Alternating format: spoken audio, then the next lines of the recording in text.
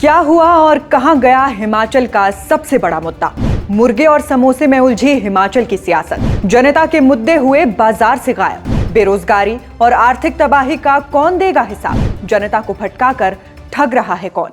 वैसे तो हमारे देश के नेता कई तरह के काम करते हैं, मगर उनके जो 3 सबसे ज्यादा जरूरी काम होते हैं वो है, पहला राजनीति चमकाना, दूसरा पब्लिक को मूर्ख बनाना और तीसरा पब्लिक को मुद्दों से भटकाना। और ये तीनों ही काम इन दिनों हिमाचल के नेता ढोल नगाड़ा पीटते हुए कर रहे हैं। मगर ये नेता किस तरह से पब्लिक को मुद्दों से भटकाते हैं, आप इस छोटी सी कहानी से समझिएगा।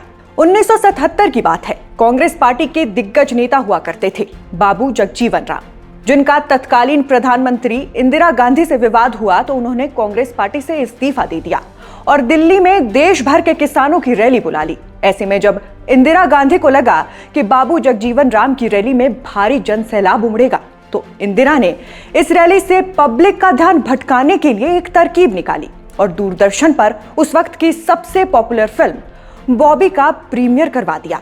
अब ठीक इसी तरह हमारे हिमाचल में भी जमीनी मुद्दों को भटकाने का काम हमारे नेताओं द्वारा किया जा रहा है और बीते 3 दिनों से चल रही विधानसभा में प्रदेश सरकार भी जमीनी मुद्दों का जवाब देने से बचती हुई नजर आ रही है। ऐसे में अब एक संस्थान के तौर पर हमारा फर्ज बनता है कि हम विधानसभा के बाहर से ही सही, लेकिन असली मुद्दों की बात करें और आपकी आवाज सरकार तक पहुंचाएं। इसलिए अनुरोध रहेगा कि हमारे YouTube चैनल को सब्सक्राइब करें और अगर हमारी बात आपको सही लगती है तो वीडियो को लाइक जरूर करें। हिमाचल सरकार ने बीते 2 सालों में कितने पद स्वीकृत किए हैं? ये वही सवाल है जो भाजपा के 2 विधायकों ने बीते कल प्रदेश सरकार से पूछा था। ऐसे में अगर अब आप सोच रहे हैं कि विधानसभा में तो सरकार हर सवाल का जवाब देती है, तो इसका भी दिया होगा, मगर ऐसा बिल्कुल नहीं हुआ, क्योंकि सरकार की तरफ से कहा गया कि इस बारे में सूचना एकत्रित की जा रही है। ऐसे में अब सोचने का विषय यह हो जाता है कि प्रदेश सरकार के मुखिया, उनके मंत्री, उनके सभी विधायक अलग अलग मंचों से सीना ठोक कर इस बात का दावा करते हैं कि कांग्रेस सरकार ने बीते 2 सालों में 32,000 नौकरियां दे दी हैं, लेकिन जब सरकार से विधानसभा में इसका जवाब मांगा जाता है तो सरकार जानकारी जुटाने की बात कह देती है। अब इस तरह की बातें हमें इसलिए भी परेशान करती है क्योंकि फिलहाल हिमाचल में बेरोजगार युवाओं की संख्या 8 लाख के पार पहुंच गई है और सरकार की तरफ से आउटसोर्स, वन मित्र, गेस्ट टीचर, मल्टीटास्क वर्कर जैसी अस्थायी भर्तियां लाकर युवाओं को ठगने का काम किया जाता है। मैं खुद ये बात कह कर थक गई हूं कि 1 लाख नौकरियों का वादा करके सत्ता में आई सरकार ने प्रदेश के युवाओं को धोखा दिया है, उनके साथ विश्वासघात किया है, क्योंकि बीते 2 सालों से इन परिस्थितियों में किसी भी तरह का बदलाव होता नजर नहीं आ रहा है। खैर, हिमाचल विधानसभा के बाहर प्रदर्शन करने पहुंचे बेरोजगार युवाओं की मुख्य मांगे क्या क्या हैं, आइए उन्हें भी जान लेते हैं। पहली मांग है कि गेस्ट टीचर पॉलिसी को वापस लिया जाए।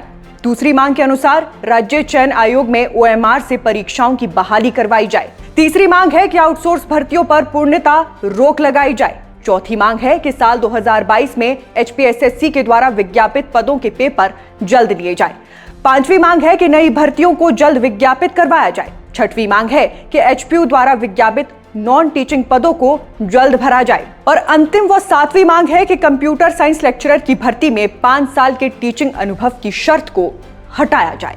इन सारी मांगों को सुनने के बाद आप ही बताइए कि हमारे प्रदेश के बेरोजगार युवा कौन सी गलत डिमांड कर रहे हैं?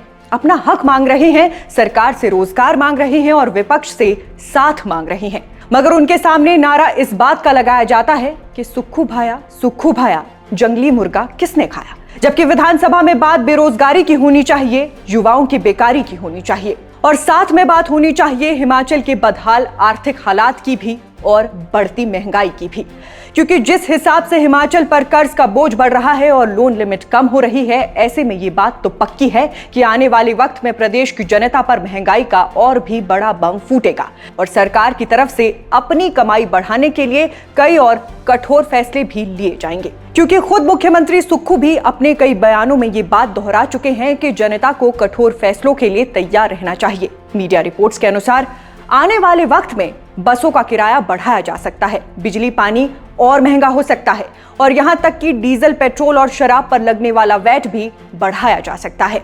ऐसे में किसी भी आम आदमी के जीवन पर इन फैसलों का सीधा प्रभाव पड़ना तय सी बात मानी जा रही है। ऐसे में अगर आप इस पूरी स्थिति को तटस्थ होकर देखेंगे तो आप पाएंगे कि इन मुद्दों पर ना तो सरकार का ध्यान जा रहा है और ना ही प्रमुख विपक्षी पार्टी यानी भाजपा इन सभी मुद्दों को दमदारी से उठा रही है। खैर, आप दर्शकों के हिसाब से ऐसे और कौन कौन से मुद्दे हैं जिनका विधानसभा में उठाया जाना और उस पर चर्चा किया जाना आपको जरूरी लगता है, हमें कमेंट बॉक्स में बताइएगा। बाकी अगर आप भी हमारी इन बातों से इत्तेफाक रखते हैं तो वीडियो को लाइक शेयर कीजिए और हिमाचल से जुड़ा बेहतर शॉर्ट कंटेंट देखने के लिए हमें इंस्टाग्राम पर भी फॉलो कीजिए। अभी के लिए बस इतना ही। नमस्कार।